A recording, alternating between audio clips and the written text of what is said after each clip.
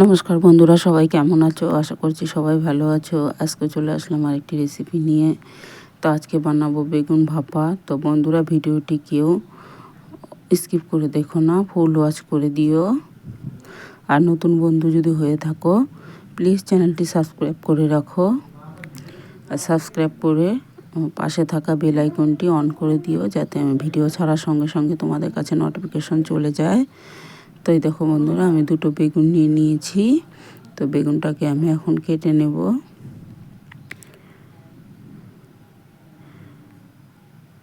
তো এই দেখো বন্ধুরা, আমি বেগুনটা কেটে নিচ্ছি।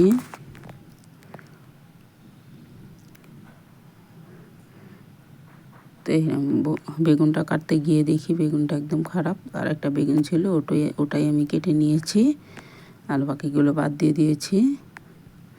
তো এখন বেগুনটা ধুয়ে এখন এই যে নুন হলুদ মেখে নিব। তো এই দেখো বন্ধুরা, আমি বেগুনে নুন হলুদ মেখে নিয়েছি। আর সাইডে একটা কড়াই বসিয়ে দিয়েছি।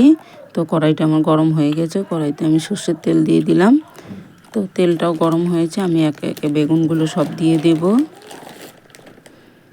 তো এখন বেগুনগুলো দিয়ে আমি বেগুনগুলো খুব ভালো করে লাল লাল করে ভেজে নেব।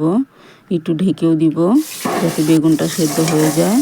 তো আমি যে ঢেকে দিয়েছিলাম, তো এখন ঢাকনাটা উঠিয়ে এখন বেগুনগুলো উল্টে পাল্টে দেবো। বেগুনগুলো খুব ভালোভাবে ভাজা হয় আর সেদ্ধ হয়ে যায়।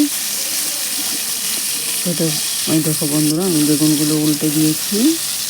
তো এক পিঠ হয়ে গেছে,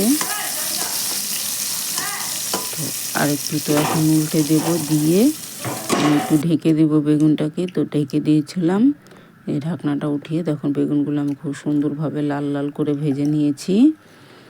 তো আমার বেগুনগুলো ভাজা হয়ে গেছে, আমি এখন বেগুনগুলো তুলে নিব। তো আমি এই যে বেগুনগুলো তুলে নিব এখন। আর এই যে এদিকে একটা মশলা বানিয়ে নিয়েছি বন্ধুরা। আমি এখানে 5-6টা কাজু, 1 চামচ পোস্ত, 1 চামচ সাদা সর্ষে আর কয়েকটা কাঁচা লঙ্কা, ঝালটা তোমাদের স্বাদ মতো দিয়ে দিও। দিয়ে আমি বেটে নিয়েছি, সেই বাটাটার আমি দেখালাম না। আর এখানে সামান্য একটু হলুদ, 1/2 চামচের মতো আমি হলুদ দিয়েছি। আর এখানে পরিমাণ মতো নুন। এখানে বেগুন ভাজাতেও নুন দেওয়া আছে, সেজন্য আমি এখানে পরিমাণ মতো নুন দিয়ে দিলাম। আর 1/2 চামচের মতো চিনি দিয়েছি, টেস্টটা ব্যালেন্সের জন্য আমি 1/2 চামচের মতো চিনি দিয়ে দিয়েছি। দিয়ে আমি এখানে এটাকে মিলিয়ে নিয়ে এখন এখানে সর্ষের তেল দিয়ে দেব।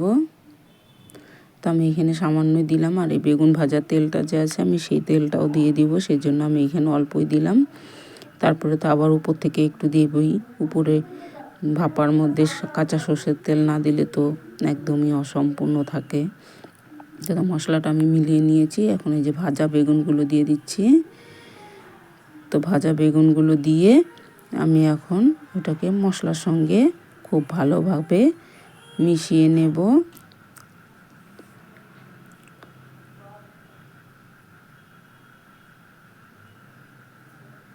তাই দেখো বন্ধুরা, আমি বেগুনগুলো সব দিয়ে দিয়েছি। এখন আমি চামচ দিয়ে খুব ভালোভাবে মশলাগুলো মেখে নেব। বন্ধুরা, এভাবে একবার খেয়ে দেখো, ভীষণ ভালো লাগে গরম ভাতের সাথে। আর কিছুই লাগবে না, এভাবে একবার বানিয়ে খেয়ে দেখো, বারবার বানিয়ে খেতে ইচ্ছে করবে। তো দেখো মশলার সঙ্গে খুব ভালোভাবে মিলিয়ে নিয়েছি। বন্ধুরা, আমি এখানে একটু সামান্য একটু জল দিয়ে দিব, যেন বেগুনটা গ্রেভির সঙ্গে মেলে। সেই জন্য আমি সামান্য একটু জল দিয়ে দিলাম, দিয়ে একটু ঝাঁকিয়ে নিলাম যেন খুব ভালোভাবে মেলে।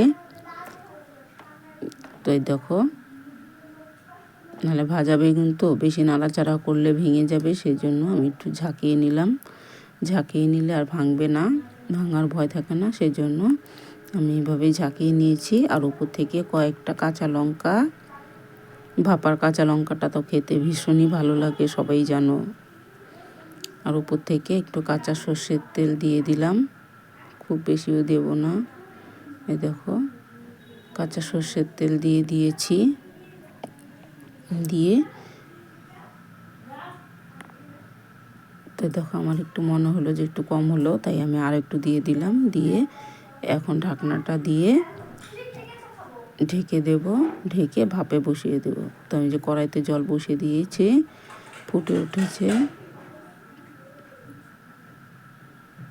তো দেখো বন্ধুরা, আমি প্রথমে স্ট্যান্ড দিয়েছিলাম, তো দেখি স্ট্যান্ডের উপর অবধি জল আসে না, সেই জন্য আমি স্ট্যান্ডটা সরিয়ে দিয়ে শুধু কড়াইতেই বসিয়ে দিয়েছি। আর টিফিন বাটিটার হাফ মতো আছে, সেই জন্য আর একটা শিল নোড়া দিয়ে চাপিয়ে দিয়েছিলাম। দেখো বন্ধুরা, কত সুন্দর আর কত লোভনীয় হয়েছে বেগুনের ভাপাটা। তোমাদের যদি ভালো লাগে তাহলে অবশ্যই একবার বানিয়ে খেয়ে দেখো। তো বন্ধুরা, আমার বেগুন ভাপা রেসিপিটি যদি ভালো লাগে তাহলে অবশ্যই একটি লাইক করো আর কমেন্ট করে জানিও কেমন হয়েছে। আর যদি ভালো লাগে তাহলে অবশ্যই একবার বানিয়ে খেয়ে দেখো। আর সবাই ভালো থেকো, সুস্থ থেকো। ধন্যবাদ সবাইকে।